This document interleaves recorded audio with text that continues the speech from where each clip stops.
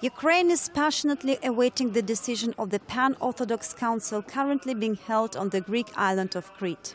Earlier, Ukraine's parliament of Verkhovna Rada officially addressed His All Holiness Bartholomew I, the Archbishop of Constantinople, New Rome and Ecumenical Patriarch, to grant autocephaly to the Orthodox Church in Ukraine that is currently subordinate to Moscow's Patriarchate. The deputies asked to recognize the Act of 1686, according to which the Kyiv metropolitan was allegedly attached to the Moscow's Patriarchate.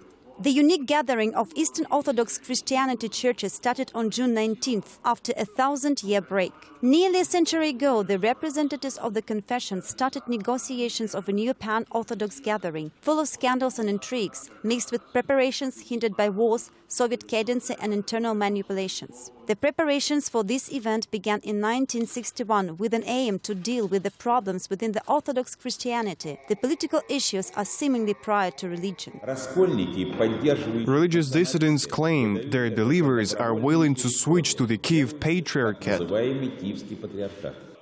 In view of the demand of Patriarch of Moscow and all Rus, the issue of Ukraine's autocephaly is out of agenda. Patriarch Bartholomew satisfies Russia's request in order to make the gathering happen. At a first glance, this means a total loss for the long-lasting Ukraine struggle for church independence. In November 2015, Turkey downs the Russian fighter jet after it's violating the Turkish airspace near the Syrian border. Patriarch Kirill immediately refuses to visit Istanbul, previously supposed to host the Pan-Orthodox Gathering. Russia's conditions are met again, and the place of meeting is transferred to the Greek island of Crete instead of traditional Constantinople.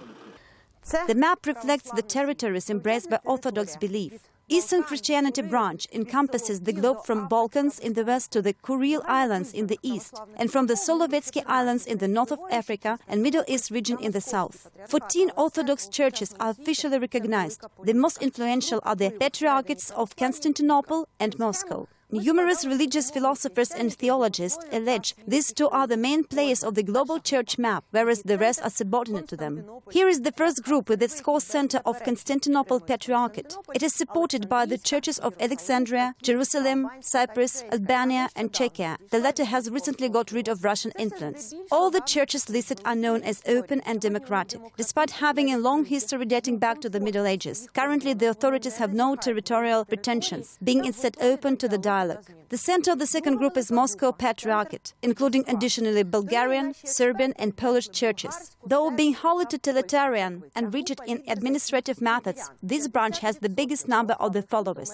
The third group includes the Greek Orthodox Church of Antioch, centered in Syria, Georgian and Romanian patriarchates. All the aforementioned churches differ a lot and are allegedly quite unpredictable, holding various geopolitical vectors. The Greek Orthodox Church of Antioch is seemingly pro-Russian, but exists mainly on the financial donations from the US. The priests of the Romanian Church studied mainly in Europe, which is why the Romanian Orthodox Church managed to free from Russian dictate. The total number of Christians estimates more than 2 billion believers, half of them belonging to the Roman Catholic Church. 800 million more follow the Protestant religion. The Orthodox believers are said to count approximately 200 million.